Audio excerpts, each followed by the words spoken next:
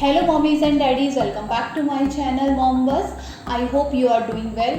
आज की हमारी वीडियो का टॉपिक है जो कि काफ़ी ज़रूरी टॉपिक है जिसको लेकर काफ़ी पेरेंट्स परेशान रहते हैं और न्यू मॉम्स होती हैं वो तो खास करके परेशान रहती हैं और मैं भी बहुत ज़्यादा परेशान रहती थी। तो आज की हमारी वीडियो का टॉपिक है कि जो बेबीज़ होते हैं वो जो दूध डालते हैं, स्पिट अप करते हैं, वो क्यों करते हैं, क्या रीज़न्स होते हैं एंड उसको हम कैसे अवॉइड कर सकते हैं। इस वीडियो में हम इस पे बात करेंगे एंड साथ ही हम बात करेंगे कि वॉमिटिंग और स्पिट अप में क्या डिफरेंस होता है।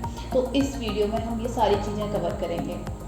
पर उससे पहले जैसा कि मैं अपनी सारी वीडियोस में बोलती हूँ कि अगर आपने मेरा चैनल सब्सक्राइब नहीं किया है तो सब्सक्राइब कीजिए एंड बेल आइकन ज़रूर प्रेस कीजिए ताकि आपको सारी नोटिफिकेशंस मिलती रहें और आपको सारी मेरी बेबी केयर से रिलेटेड वीडियोस मिलती रहें। तो आइए वीडियो स्टार्ट करते हैं। तो सबसे पहला क्वेश्चन हमारे दिमाग में आता है कि हमारा बेबी स्पिट अप कर रहा है, दूध डाल रहा है, तो ये क्या बिल्कुल नॉर्मल है या कोई परेशान होने वाली बात है। तो इसमें मैं बोलूँगी कि दूध डालना, स्पिट अप करना ये बिल्कुल नॉर्मल है। 95% बच्चे जो हैं बेबीज़ हैं वो दूध डालते हैं। कुछ बेबीज़ होते हैं दूध पीते ही दूध निकाल देते हैं बाहर और कुछ होते हैं कि एक आध बाद या फिर हाफ एन आवर बाद और बेबी दूध निकाल देते हैं, जो कि दही जैसा दूध होता है उसको बाहर निकाल देते हैं। तो ये बिल्कुल नॉर्मल होता है और ख़ास करके जो न्यू बॉर्न बेबी से लेके 6 मंथ तक के बच्चे होते हैं उनमें ये बिल्कुल ही नॉर्मल होता है, वो दूध पीते ही बाहर निकाल देते हैं। और लेकिन ये कुछ बच्चों में 1 साल तक भी जा सकता है। तो ये बिल्कुल नॉर्मल है बेबी का दूध निकालना और स्पिट अप करना। पहले बात करते हैं कि दूध उलटना, स्पिट अप होना क्या होता है। What is spit up? Spit up जो होता है दूध उलटने को हम रिफ्लक्स भी कहते हैं। जब बेबी दूध पी लेता है और दूध पीने के बाद बेबी जो है तुरंत निकाल देता है या कुछ हाथ बाद जो दूध है वो उलट देता है बाहर, उसको जो है रिफ्लक्स कहते हैं। उसमें होता क्या है कि जो दूध है वो उसकी फूड पाइप में ऊपर की तरफ आ जाता है, जो इसोफेगस होता है उसमें ऊपर की तरफ आ जाता है और बेबी दूध निकाल देता है। तो इसी को रिफ्लक्स भी कहते हैं और स्पिट अप भी कहते हैं। और स्पिट अप होना बिल्कुल नॉर्मल है, जैसा कि मैंने पहले बताया ज़्यादातर बेबीज़ में ये देखा जाता है। अब बात करते हैं what is the reason of reflux और स्पिट अप। जो बेबी को ये स्पिट अप होते हैं, दूध उलटना होता है, वो क्यों होता है, उसका क्या रीज़न होता है, इस पर बात करते हैं। जो बेबी का फूड पाइप होता है जिसे हम हिंदी में भोजन नलिका भी कहते हैं, वो बेबी के मुंह को बेबी के पेट से जोड़ता है और जहाँ वो जोड़ता है वहाँ एक वॉल्व होता है और जब बेबी दूध पीता है तो वो वॉल्व खुलता है दूध को अंदर लेने के लिए और उसके बाद फिर वो बंद हो जाता है। वो इसलिए होता है ताकि जो दूध है, जो बेबी ने दूध पिया है, वो पेट में ही रहे और वो एक इस टाइम तक इतना स्ट्रॉन्ग नहीं हुआ होता है। इस वजह से बेबी जो है वो दूध है वो बाहर निकाल देता है, जो कि फूड पाइप में आ जाता है जैसे मैंने पहले बताया, और फिर वो बाहर निकल जाता है।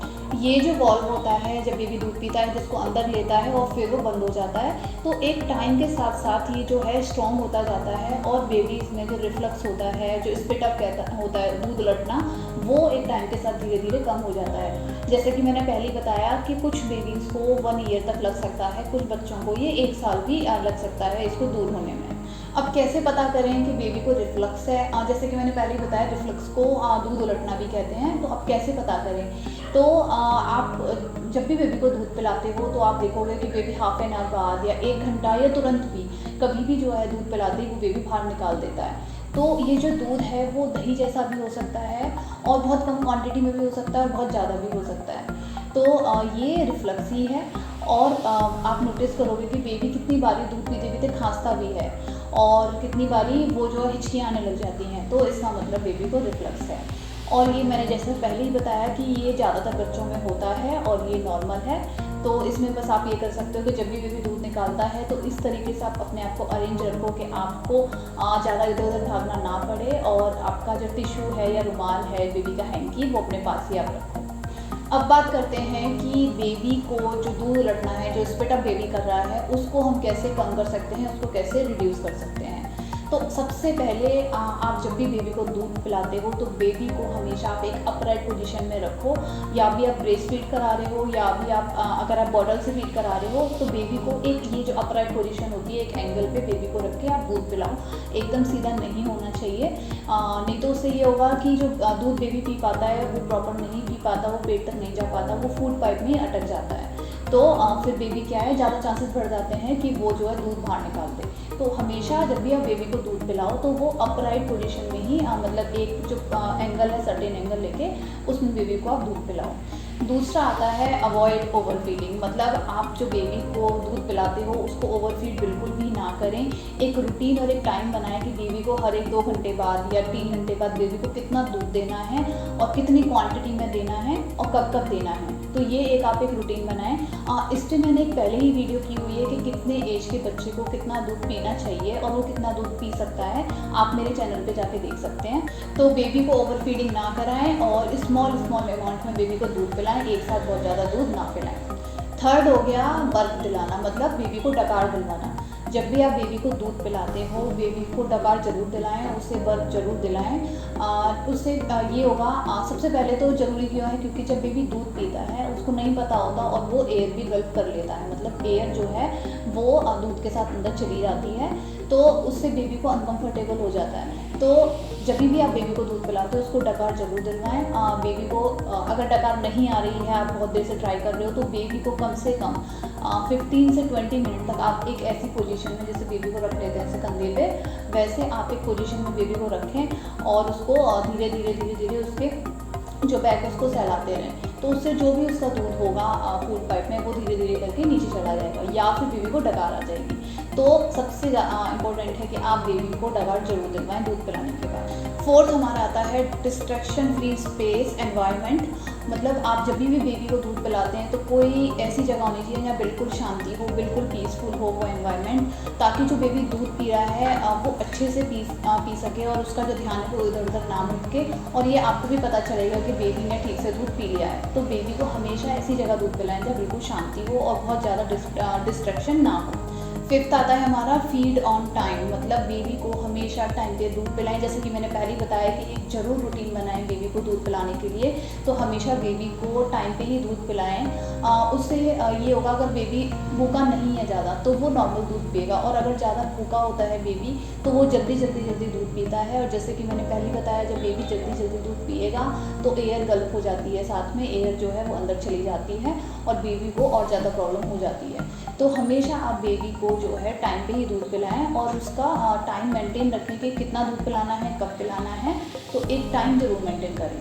और बेबी को टाइट कपड़े बिल्कुल ना पहनाएं, वो तो पहनाने भी नहीं चाहिए। जैसे कि मैंने पहले बताया कि जितने आप खुले कपड़ों में रखेंगे उतना अच्छा है। तो बेबी को जो है टाइट कपड़े ना पहनाएं। जो वेस्ट होती है बेबी की, जो टमी के ऊपर वाला पार्ट है, वहाँ पे बेबी को कोई भी टाइट इलास्टिक या जो डायपर है, टाइट डायपर बिल्कुल ना पहनाएं। और ख़ास करके दूध पिलाने के बाद उससे क्या होता है, बेबी को पेट में प्रेशर फील होता है और जिसकी वजह से शायद वो स्पिट अप कर सकता है। तो ये भी ध्यान रखें कि बेबी को लूज़ कपड़े पहनाएं और अवॉइड करें बेबी को दूध पिलाते टाइम या दूध पीने के बाद उसको या तो ब्लैंकेट में रैप करें या फिर उसको बिल्कुल नीचे खुला ही रहने दें, कुछ ना पहनाएं जिससे कि उसके टमी पे प्रेशर पड़े।